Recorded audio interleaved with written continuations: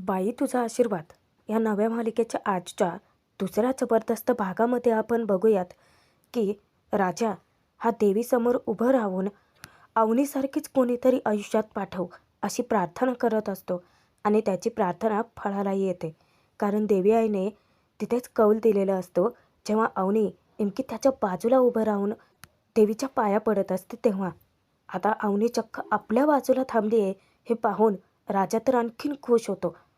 त्याची नजर तिच्यावरून हटतच नसते, सतत लाजायलाच लागतो. त्यानंतर अवनी त्याचे डोळे बंद असताना तेथून जाते.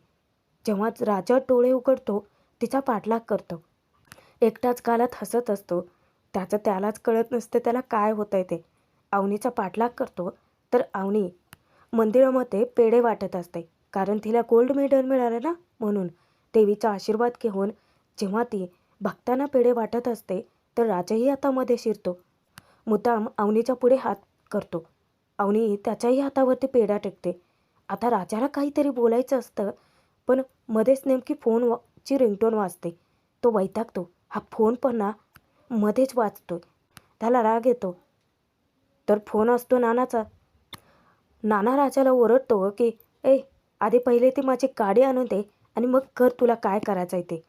राजा म्हणतो की नाना, अहो तुम्हाला मी सांगितलं होतं की नाही, आज यशोदाचा बघण्याचा कार्यक्रम आहे. तुम्ही ना सेंटी होऊन मेंटलसारखंच वागता बघा. त्यावर नाना पुन्हा त्याला हिणवतात की राजा, नाही म्हणजे तुम्हाला किती वेळा सांगितलं की तुमच्या घराला बाईचा आशीर्वाद लागूच शकत नाही. कशाला उगाचच आशा बाळगून राहताय तुम्ही दांगट लोक. अपमान करणाऱ्या नानाला राजा सुद्धा सरळ करतो. गाडी वन पीसमध्ये पाहिजे ना नाना तुम्हाला. आता तो घाबरतो. म्हणजे काय, हे बघ ही शेवटची वेळा, इथून पुढे माझी गाडी पोरगी बघायला कुठेही घेऊन जायचे नाही. ते गुपचूप गाडी घरी आणून लाव माझ्या. त्यावर आता राजा फोन ठेवतो आणि विचार करतो की असंच होऊ देत. हा बघण्याचा शेवटचाच कार्यक्रम ठरू देत. फोन ठेवल्यानंतर आता राजा मागे वळून पाहतो तर अवनी तिथे हजर नसतेच. त्याचे डोळे फक्त अवनीचा शोध घेतात. आता अवनी घरी जाणार इतक्यातच ती गाडी अचानक थांबवते आणि धावतच येते आणि नेमकी ती येते ती डायरेक्ट राजाच्या गाडीच्या समोरच. गाडी त्याला धडकणार वेळीच राजा ब्रेक मारतो. आता अवनी कान पकडून त्याची समोरून माफी मागत असते आणि राजा काय एकटक तिच्याकडे पाहतच राहतो. अवनी खरं तर परत आलेली असते ते फक्त देवी आईच्या पालखीचं दर्शन घेण्यासाठी.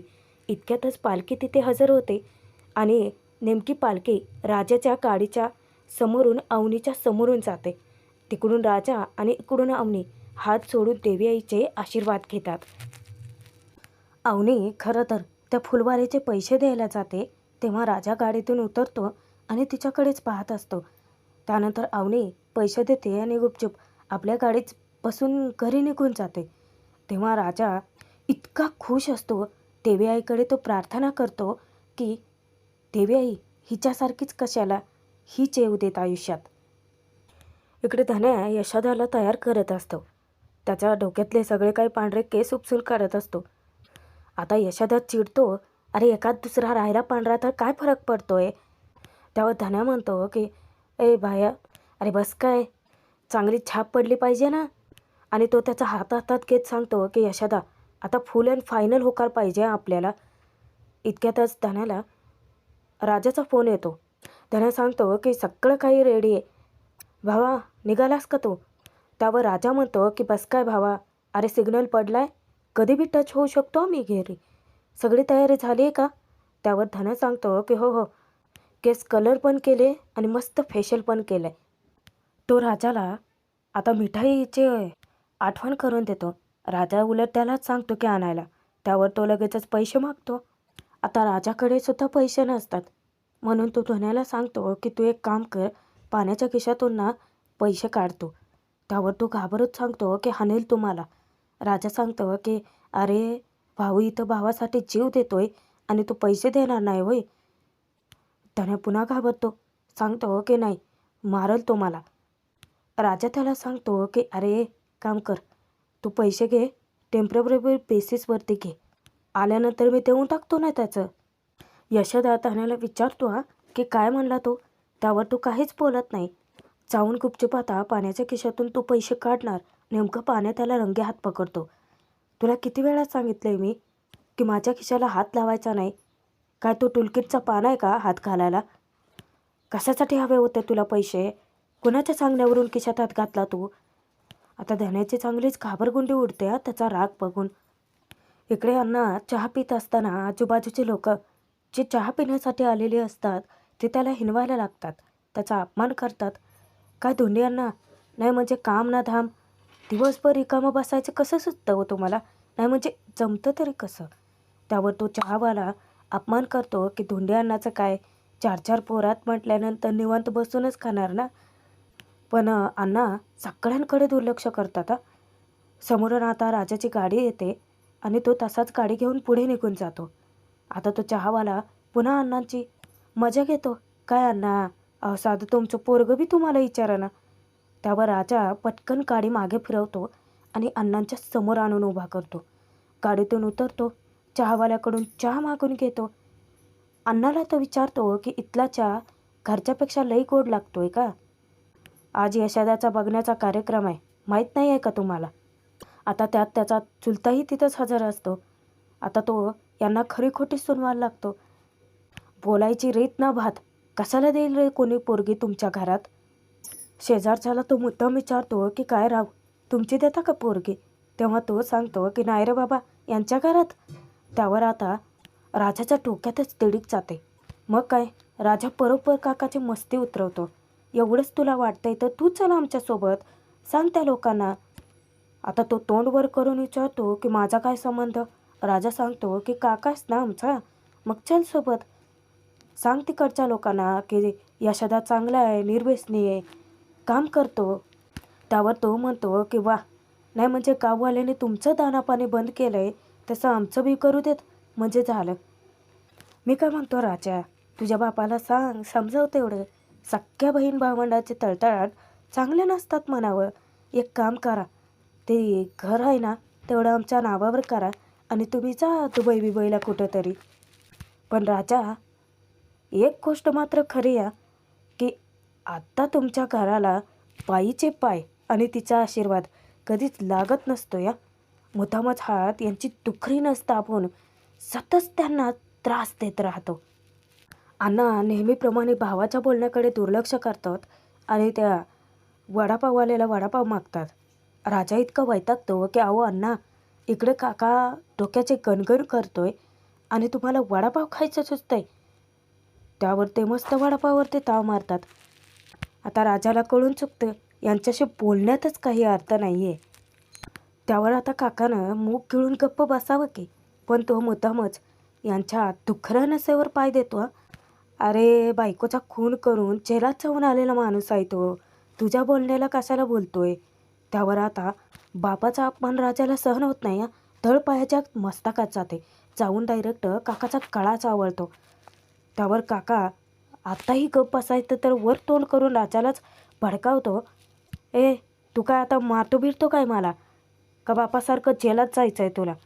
त्यावर बाकीचे जे लोक असतात त्यांना राजा तिथेच खाली बसायला सांगतो दमदाटी करून. तू ना आमच्या अण्णाचा भाऊ नसताना तर तुला चिता काढला असता मी.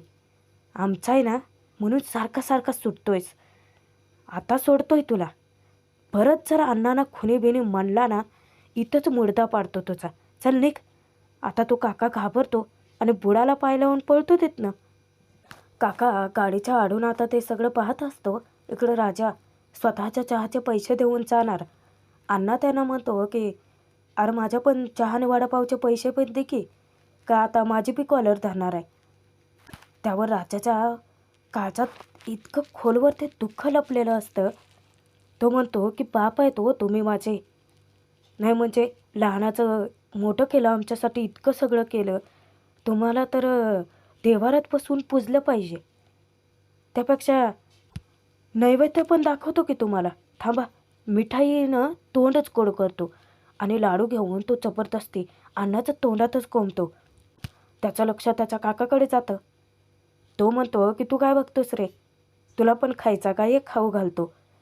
त्यावर तो काका घाबरलेला असतो. तो सांगतो की काय, बापही पागल आणि तुझा पोरगाही पागल. खरं तर राजापासून तो जास्तच दूर पळत सुटतो.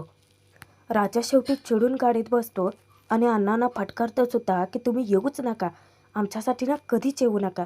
आणि रागात तो तिथून निघून जातो. इकडे अवनीला गोल्ड मेडल मिळालेलं असतं. कधी एकदा ती तिच्या बाबांना दाखवते असं होतं तिला, आणि ती धावतच येते. चंद्रकांत त्यांच्या कामातच बिझी असतात. फोनवरती बोलत तसेच वरती निघून जातात. अवनी लहान मुलींसारखी रुसून बसते. बाबांना ना माझ्याकडे द्यायला वेळच नाही आहे. आज पण ते नेमके बिझीच आहेत. आणि ती जेव्हा फुगून बसते ना तेव्हा नेमकं चंद्रकांत परत येतात. फोनवरती बोलतात की नाही नाही, आजच्या सगळ्या मीटिंग कॅन्सल करा, कारण आजचा अख्खा दिवस माझ्या मुलीसाठी आहे. तेव्हा अवनी इतकी खुश होते, धावत जाऊन ती बाबाला घट्ट मिठी मारते. अवनी खुश होऊन बाबांना सांगत असते की बाबा, गोल्ड मेडल मिळवले मी, अख्ख्या युनिव्हर्सिटीत टॉप आले मी. आणि तुम्हाला माहिती आहे, मी भाषणसुद्धा केलं. तुम्ही इथे बसा. सोफ्यावरती चंद्रकांतला बसवते आणि त्यानंतर ती सांगते की दादा, त्यांनी जसं अवॉर्ड दिलं तसं दे ना. तेव्हा तिचा दादाही तिच्या हाती अवॉर्ड सोपवतो. आणि त्यानंतर मग अवनी तिथे भाषण काय केलं ते चंद्रकांतसमोर करून दाखवते की बाबा, हे फक्त तुमच्यासाठी.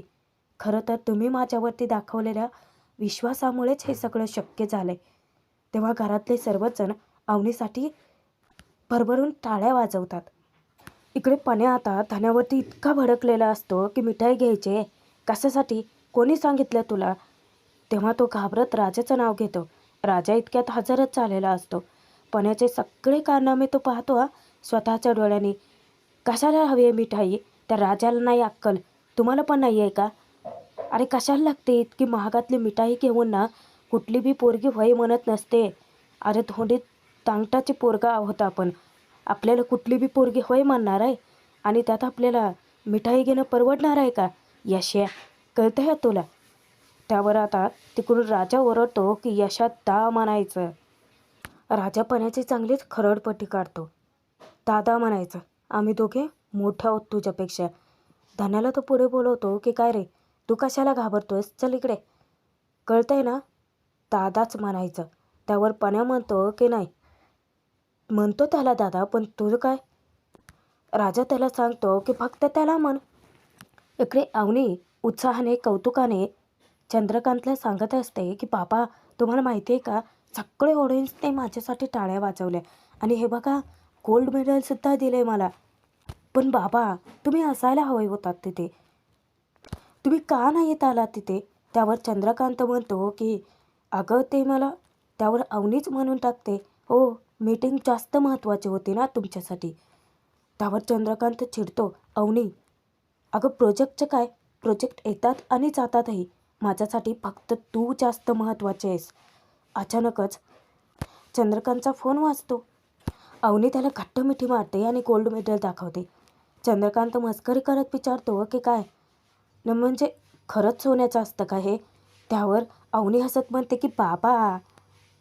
चंद्रकांत सांगतो की काय नाही ग, थट्टा केली. मेसेज येता क्षणी आता त्याचा पारा इतका चढतो की काय हे. अगं, ती पाहुणे मंडळी कधीही आपल्या घरी पोहोचत आहेत आणि काहीच घरात तयारी झालेली नाही आहे. त्यावर तिची आई विचारते की म्हणजे पाहुणे आज येत आहेत. तेव्हा चंद्रकांत म्हणतो की झालं, विसरलीस ना, काहीच तयारी केलेली नाही आहे. अवनी विचारते की पाहुणे, कुठले पाहुणे. त्यावर चंद्रकांत हसत म्हणतो की अरे, आपण हिला काही सांगितलंच नाही. आणि आत्ता अवनीला कळतं की तिच्यासाठी स्थळ आले, तिला बघायला पाहुणे येणार आहेत. तेव्हा अवनीचा जीव इतका कासावीस होतो, तिच्या डोळ्यात अश्रू दाटून येतात. कारण तिला आत्ताच लग्न करायचं नाही आहे. खरं तर तिला तिच्या स्वप्नांना पंख द्यायचे आहेत, तिला तिचं स्वप्न पूर्ण करायचं आहे. आणि ह्यात घरच्यांनी मध्येच लग्नाचा घाट घातला आहे. बरं, इतर सगळेजण तिचं काहीच ऐकून घेत नाही.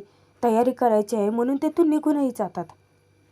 इकडे राजाने आता सगळी तयारी केलेली असते आणि तो यशोदाला तयार व्हायला सांगतो आणि धन्याला मिठाई आणायला सांगतो. गुळातली तुपातली किलोभर जिलबी घेऊन ये.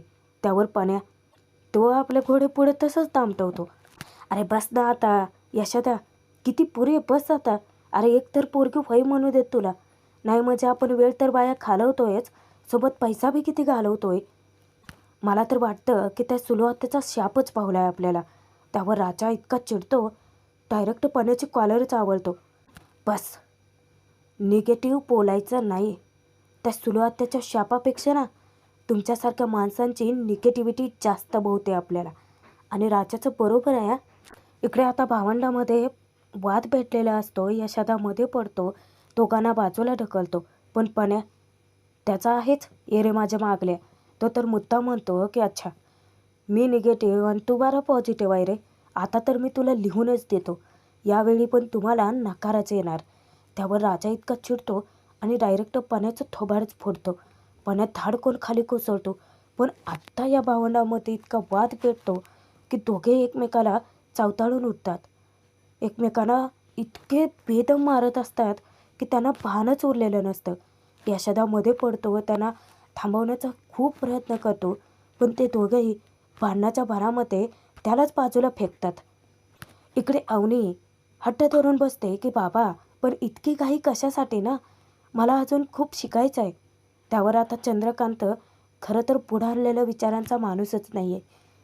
तो उलट सांगतो की बायकांचं काम शेवटी काय असतं, नवऱ्याला सांभाळणं, घर सांभाळणं, मुलं सांभाळणं, झालं. त्यावर अवनी हट्ट धरून बसते की पण बाबा अहो मला शिकायचं आहे. त्यावर तो हसत म्हणतो चंद्रकांत की जाऊन फॉरेनला शिक मग. त्यावर तिची आई विचारते की अहो काय बोलताय. तेव्हा चंद्रकांत सांगतो की अगं स्थळ जे आलं आहे ना, तो मुलगा आहे ना, तो कॅनडामध्ये भरपूर शिकलेला आहे. जा त्याच्यासोबत आणि त्याच्या मर्जीने हवं तर शिक. नाही म्हणजे स्थळ चांगलं तोला मुलाचं आहे म्हणूनच तर होकार दिला ना. आणि ती मंडळी म्हटले की घाई आहे आम्हाला जरा, मग एकदाच मुलगी बघून घेतले तर बरं होईल. त्यावर आता अवनी इतकी चिडते बाबा पण आत्ताच काही काय. आता चंद्रकांत संशयाने विचारतो की एक मिनिट, कोणी आहे का तुझ्या मनात. नाही म्हणजे असेल तर आत्ताच सांगायचा, नंतर तसं पळून वगैरे जायचं नाही. त्यावर अवनी शांतपणे बोलते की बाबा तुमची मुलगी आहे ना मी, असलं काही करेन का. त्यावर चंद्रकांत उसासा टाकत सांगतो की नाही करणार, नाहीच करणार मुळात. आता अवनीची काही बापासमोर डाळ शिजत नाही म्हणून ती तिच्या दादाची महेशची मदत मागायला जाते. त्यावर तो म्हणतो की अवनी अगं बघायचे कार्यक्रम काय होत राहतात, त्यात पहिल्याच स्थळात काय लगेच लग्न होणार आहे का. चंद्रकांत इकडून महेश म्हणता क्षणी तो लगेच आपले शब्द बदलतो. नाही म्हणजे होऊ शकतं, तुझ्यात काही कमी आहे ना, नाही म्हणजे पहिल्या बघण्याच्या ह्याच्यात लग्न ठरूच शकतं. आता चंद्रकांत अवनीला तयार व्हायला सांगतो. इकडे दांगड कुटुंबात यशोदाने कसंबसं भांडणं मिटवलेली असतात. अरे किती चांगलं समजत होतं रे तुम्हाला पोरगी बघण्याचा विषय. अरे इतका छोटासा विषय तुम्ही कुठे घेऊन गेलात. त्यावर राजा म्हणतो की गेला नाही, नेलाय. बाहेरचे ते बाहेरचे, पण घरचे पण आता गणगण करून राहिलेत पोरगी देणारच नाही म्हणून. त्यावर पण्या म्हणतो की मी नाही विषय नेला, विषय तू काढला. त्यावर इतकं राजा भडकतो की खरं तर ना विषय बापाने काढलाय, धोंडीने. त्यावर यशा म्हणतो की ए धोंडी काय धोंडी, अण्णा म्हण. रागाच्या भरात राजा काय बोलतो त्याचं त्यालाच कळत नाही. तो म्हणतो की नाही अण्णा बिन्ना काय आहे ना, धोंडी नाही. आज्याने ना आपल्या बरोबर नाव ठेवले, वागतातच तसे दगडासारखे. ते चहाच्या टपरीवर तिथे तो दत्ता काका पण भेटला होता. इतकं कुचकट बोलत होता, म्हणत होता त्याला कळलं ना पोरगी द्यायचं आहे म्हणून, पोरगी बघायला चालव म्हणून. अरे किती अपमान केला त्याने. आणि अण्णाचं काय, हा गप तर गप, एक चाकार शब्द बोलला नाही तो. आणि ते बाहेरचे रे, तू तर माझा सक्का भाऊ आहेस ना, अरे तू तर नीट बोलू शकतो की. आणि त्यात तिकडचे ते मुलीकडचे सतत म्हणतायत की तुमच्या घरात कोणी बाई माणूस नाही. अरे तुम्ही पोरगी दिलीत तर कोणीतरी बाई माणूस राहील ना घरात. आता याची इतकी चिडचिड होतात ते. पण प्रेक्षकांना भाग जरी संपला असला ना तर पुढे मोठा ट्विस्ट आहे. कारण चंद्रकांतला वाटतं की समोरून येणारं स्थळ तोला मुलाचं आहे, पण ते स्थळ असतं कोणाचं माहिती आहे, यशोदाचं दांगट कुटुंब. ते दांगट कुटुंबच अवनीला बघायला गेलं आहे. मस्त असं रुबाबदार पॉशमध्ये कपडे बिपडे घालून असं फॉरेनर वाटावेत ना तसे बनून गेलेत. म्हणजे सरळ सरळ चंद्रकांत देशपांडेची ती फसवणूकच चालू आहे म्हणावं लागेल. आणि त्यात अवनीही हट्ट धरून बसते की ती हे लग्न मुळात करणारच नाही आहे. कोणी सुपरस्टार जरी मुलगा समोर आला तरीही नाही. पण मग आता काय होईल? स्थळ तर यशोदासाठी काढले, तेही अवनीचं. पण लग्न कार्ड तर राजा आणि अवनीची बांधले जाणार आहे. पण कशी? पाहणं ते मनोरंजकच ठरेल प्रेक्षकांनो. नव्या मालिकेचे एपिसोड पाहण्यासाठी सबस्क्राईब करून ठेवा.